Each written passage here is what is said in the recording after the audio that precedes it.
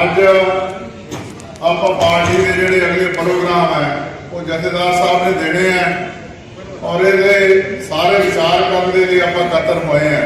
सो अज का जो एजेंडा है वो आप सारे ने जो आपको अगे दिशा निर्देश मिलने हैं वो सारे ने काम करना है। भावना प्रगट करके कहे है कि केवल जी बीमारी है मोगे नहीं गी, ये सारे जिले है। निहाल सिंह वाले हल्के भी बहुत बड़ा वाधा है जोड़ा पहला अपने और जो समा आया वो निकल किसे लिया गया और समा आना है। श्रोमणी अकाली दल का विरोध इस करके हो रहा है कि अज भी पंथक सभा अज भी जो श्रोमणी अकाली दल का किरदार है वो सब तो उच्चा झंडा बरदार है वो श्रोमणी अकाली दल है जिसके प्रधान सरदार सुखबीर सिंह जी बादल ने और सरपरस्त सरदार प्रकाश सिंह जी बादल उन्होंने रहनुमाई के हेठ आप जी आने वाली जंग है वो लड़नी है।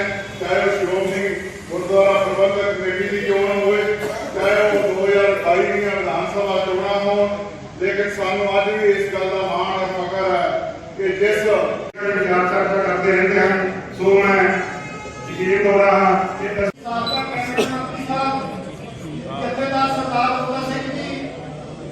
जो कि सानू पार्टी का स्नेहा देने वास्ते इतने प्रधानों विचों सरदार गुरजंट सिंह जी भुट्टो साबो प्रधान साहब को वो आउण ते अपना समा लगाउणगे। विकास जिवें इत्थे अपने लेवल जयदा चोदा सिंह ने जो विकास कराए इत्थे छड्डी लगी ते नेड़े हुण 5 साल लगे गए ने। मैं समझदा भुलना नहीं चाहिए जो साडी पार्टी जित आउंदी है इन्हां नूं जित होना चाहिए। दूजे पासे अज जदा कीरत सिंह जी माला चौथी और प्रधान बने ने मोगा जिले तो उन्होंने बधाई देना मगरों आवाज है छोटे वीर की टाइम का काफी हो गया गल्लां करने वाली काफी होंदियां ने पर मैं तुहानूं सारिआं नूं बेनती करदा अपने कांड मांड की कबे सजनी जो कोई वीर रहिंदा माड़ा तक भुलिया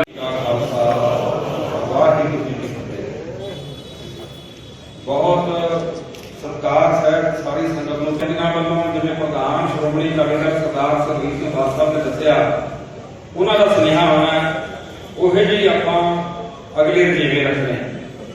गुरु साहब कृपा कर किसानां दी जिहड़ी बांह फड़ी जा सके और जिहड़ियां मंगां किसानां नूं मन्नियां जा सकन ये गुरु साहब दे अगे चरणां 'च अरदास बेनती भी करदे आ कि खालसा पंथ पहिलां अरदास बेनती करदा है फिर ਉਹਦੇ बाद हक्कां दी लड़ाई लड़दा अरदास के नाल हक्कां दी लड़ाई भी जारी है। गुरु साहब कृपा कर आने वाले समय में मसला जो लिखा जा सके पर ये बारे व्याख्या जो जथेदार साहब चंगी तरह आप करके उन्होंने आप इस बारे अज अपने तकरीर कर दी। मैं सरहदी श्रोमणी अकाली दल के प्रधान सरदार सुखबीर सिंह बादल साहब का और सीनियर मीत प्रधान जथेदार सरदार बूटा सिंह जी होरां दा बल्कि समूह सारी जिले जथेबंदी का जिन्हों की बड़ी सच्ची सोच ने सुखबीर सिंह बादल साहब के नाल सलाह मशवरा करके सरदार कीरत सिंह माला साहब को फिर तो जिम्मेवारी लेते हुए जिले का प्रधान मुकर्रर किया और जिथे उन्होंने परिवार को उन्होंने बधाई देने उत्थे गुरु साहब के चरणों से कामना भी करते हैं कि साडे जिवें सरमौर लीडर ने पंजाब के सुखबीर बादल जी के नाल पूरी मोढे नाल मोढा ला के काम कर रहे हैं जथेदार सरदार बूटा सिंह जी और उन्होंने नाल पूरा साथ दे रहे सरदार कीरत सिंह जी माला साहब एक सच्ची वधिया टीम जी होर भी जिले साथों उदाहरण मंगते हैं। मैं समझदा कि सारे पंजाब में एक बहुत बड़ी उदाहरण है जो पार्टी में एकता इतफाक होवे परिवार में एकता इतफाक होवे तो तरक्की करता परिवार इस तरह पार्टी में एकता इतफाक होंदा ते पार्टी भी तरक्की करती है। अज आप सुनते हैं जो कांग्रेस दी गल्लां अब पाड़ो ते राज करो की नीति नाल चलण वाली है कांग्रेस अज आप ही इस गल का शिकार होई बैठी है।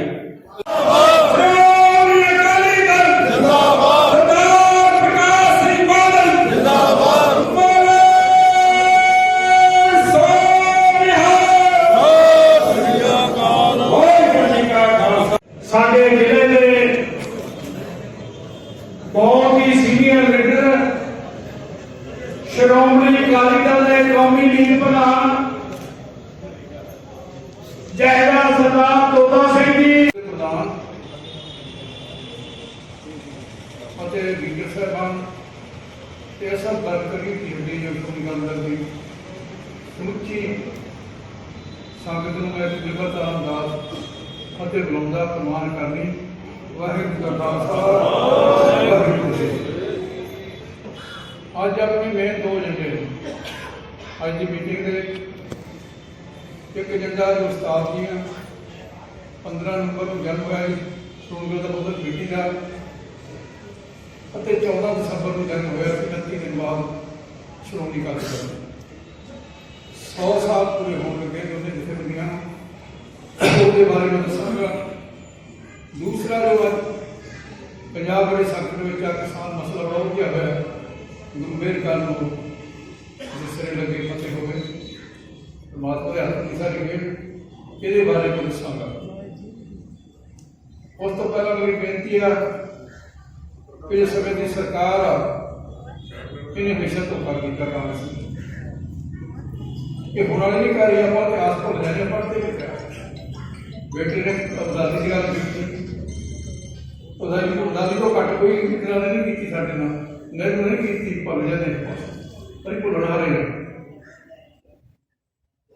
1947 ਦੇਸ਼ ਆਜ਼ਾਦ ਹੋਣਾ ਸੀ, ਸਭ ਤੋਂ ਵੱਡੀਆਂ ਕੁਰਬਾਨੀਆਂ ਸਿੱਖ ਕੌਮ ਦੀਆਂ ਸੀ। 80% ਦੇਸ਼ ਨੂੰ ਆਜ਼ਾਦ ਕਰਨ ਵਾਸਤੇ ਗਰੀਬਾਂ ਨੂੰ ਅਮਰੀਕਾ ਦੇ ਵਧਾਈ ਕਰਕੇ ਰਾਬਰ ਕੇ ਪਾਸ ਲੜਨਾ ਸੀ, ਬੜੇ ਕੁਰਬਾਨੀਆਂ ਕੀਤੀਆਂ।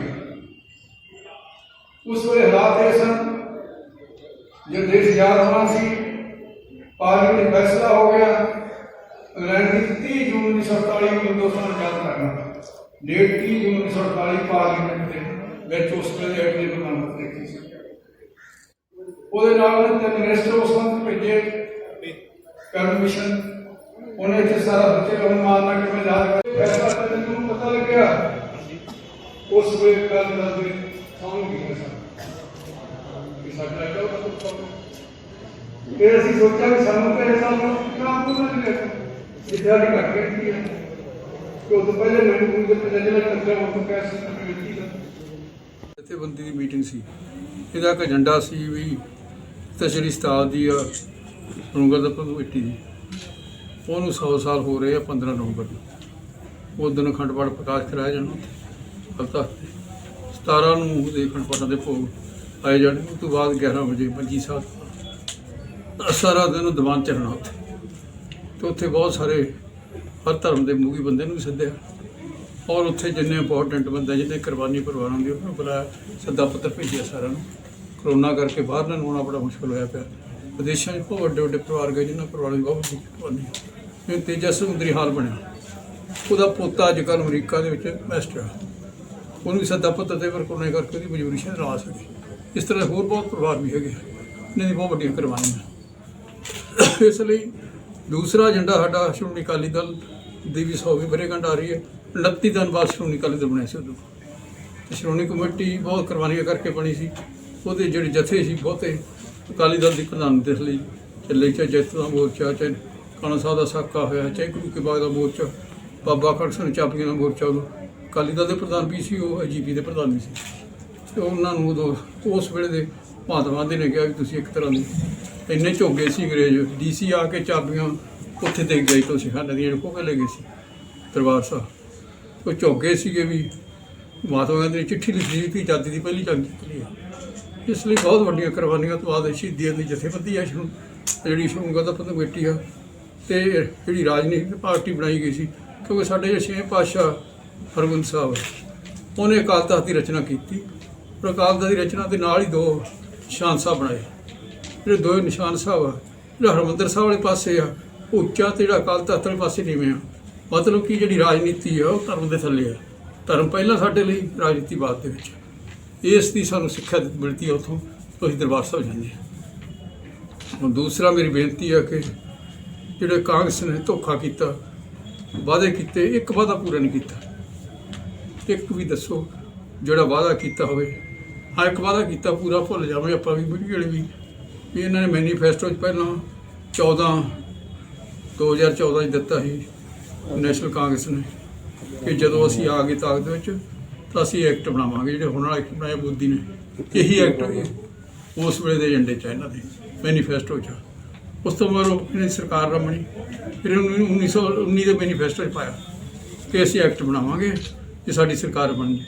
ਫਿਰ ਇਹਨਾਂ ਦੀ ਸਰਕਾਰ ਨਾ ਬਣੀ, ਫਿਰ ਜੋ 2017 ਦੇ ਵਿੱਚ ਚੋਣਾਂ ਹੋਈਆਂ ਪੰਜਾਬ ਦੀਆਂ ਤਾਂ ਉਦੋਂ ਇਹਨਾਂ ਨੇ ਪੰਜਾਬ ਦੇ ਮੈਨੀਫੈਸਟੋ 'ਚ ਪਾਇਆ ਕਾਂਗਰਸ ਦੇ 'ਚ ਕਿ ਅਸੀਂ ਐਕਟ ਬਣਾਵਾਂਗੇ।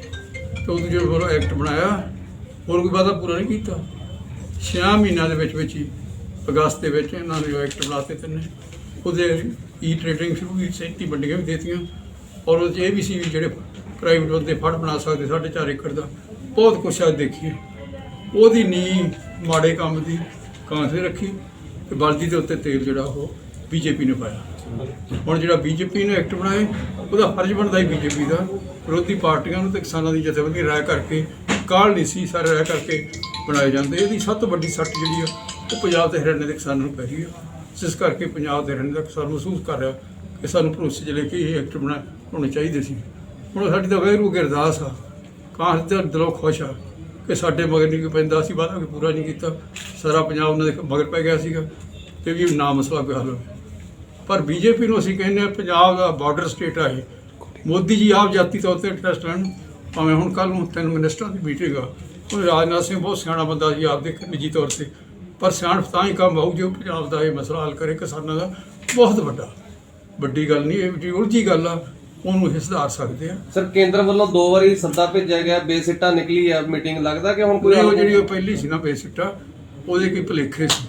ਉਹ ਕਹਿੰਦੇ ਇਹ ਸੈਕਟਰੀ ਲਈ ਸੱਦਾ ਪੱਤਰ ਹੀ ਸਾਡਾ, ਸੈਕਟਰੀ ਮੀਟਿੰਗ ਬੈਠਾ ਮਿਨਿਸਟਰ ਨੇ ਟਾਈਮ ਨਹੀਂ ਦਿੱਤਾ ਸੀ ਉਹਦੇ, ਉਹਦੀ ਦੂਜੀ ਤੇ ਨਹੀਂ ਮੰਨਿਆ। ਹੁਣ ਸਾਨੂੰ ਆਸ ਹੈ ਜੇ ਆਪਾਂ ਮੀਡੀਆ ਵਾਲੇ ਮੈਂ ਹੱਥ ਜੋੜਦਾ, ਤੁਸੀਂ ਵੀ ਨਾ ਬਾਹਲਾ ਕਈ ਵਾਰ ਆਪਾਂ ਕਹਿੰਦੇ ਆ ਵੀ ਮੀਡੀਆ ਤਾਂ ਨੈਗੇਟਿਵ ਦਿੰਦਾ, ਉਹਨੂੰ ਦੇ ਲੋਕ ਵੱਧ ਆ, ਜਿੱਥੇ ਪੋਜ਼ੀਟਿਵ ਤੇ ਉਹਨੂੰ ਦੇਦੇ ਹੀ ਘੱਟ ਲੋਕ। ਸੱਚੀ ਗੱਲ ਤਾਂ ਮੀਡੀਆ ਦਾ ਚਾਹੇ ਅਖਬਾਰ ਲੈ ਲਓ ਚਾਹੇ ਛੋਟਾ ਲੈ ਲਓ, ਇਹ ਹੁੰਦਾ ਵੀ ਨੈਗੇਟਿਵ ਦਿਓ ਤਾਂ ਵੱਧ ਦੇਖਣਗੇ ਤੇ ਪੋਜ਼ੀਟਿਵ ਦਿਓ ਤਾਂ ਘੱਟ ਦੇਖਣਗੇ। ਹੁਣ ਤੁਸੀਂ ਪੰਜਾਬ ਦੇ ਭਲੇ ਵਾਸਤੇ ਪੋਜ਼ੀਟਿਵ ਦਿਓ, ਖੇਤੀ ਬਿੱਲਾਂ 'ਚ ਇਹ ਪੰਜਾਬ ਅਰਦਾਸ ਕਰੋ ਕਿ ਮਸਲਾ ਹੱਲ ਹੋ ਜੇ। ਕੱਲ੍ਹ ਨੂੰ ਮੀਟਿੰਗ ਖੇਤੀ ਬਿੱਲਾਂ 'ਚ ਪੰਜਾਬ ਸਰਕਾਰ ਦੀ ਭੂਮਿਕਾ ਨੂੰ ਤੁਸੀਂ ਕਿਵੇਂ ਦੇਖਦੇ ਹੋ? ਪੰਜਾਬ ਸਰਕਾਰ ਦੀ ਭੂਮਿਕਾ ਸਾਫ਼ ਹੀ ਨਹੀਂ। ਜੇ ਸਾਫ਼ ਹੁੰਦੀ ਮੈਂ ਬੋਲਦੇ ਨੂੰ ਵੀ ਕਿਹਾ ਤਰੀਕਾ ਕੀ ਹੁੰਦਾ, ਜਦੋਂ ਸਾਡੇ ਵੇਲੇ ਉਲਝਿਆ ਕੰਮ ਸੀ ਝੋਨੇ ਦੀ ਖਰੀਦ ਦਾ, ਉਦੋਂ 8 ਮਿੰਟ ਸਕਿਲਰ ਸੀ 2 ਅਸੀਂ ਦਿੱਲੀ ਜੇ ਬਾਦਸ਼ਾਹ ਅਸੀਂ ਸਾਰੇ ਬੀਜੇਪੀ ਨਾਲ ਜਾ ਕੇ ਹੱਲ ਕਰਾਇਆ, 24 ਘੰਟੇ ਹੱਲ ਕਰਾਤਾ। ਇੱਥੇ ਮੁੱਖ ਮੰਤਰੀ ਆਪ ਜਾਂਦਾ, ਨਹੀਂ ਤਾਂ ਵਿਰੋਧੀ ਪਾਰਟੀ ਨੂੰ ਨਾਲ ਲੈਂਦਾ, ਨਾਲ ਕਿਸਾਨਾਂ ਦੀ ਜਥੇਬੰਦੀ 5 ਬੰਦੇ ਲੈਂਦਾ, ਉੱਥੇ ਜਾ ਕੇ ਬਹਿੰਦਾ, ਪ੍ਰਾਈਮ ਮਿਨਿਸਟਰ ਤੋਂ ਟਾਈਮ ਮੰਗਦਾ, ਬੈਠ ਕੇ ਹੱਲ ਕਰ ਲੈਂਦੇ। ਕੋਈ ਔਖਾ ਨਹੀਂ ਸੀ, ਨੀਤ ਹੋਵੇ ਸਭ ਕੁਝ ਨਿਕਲ ਜਾਂਦਾ, ਪਰ ਇਹ ਤਾਂ ਚਾਹੁੰਦੇ ਨਹੀਂ ਕਿ ਵੀ ਹੱਲ ਹੋਵੇ।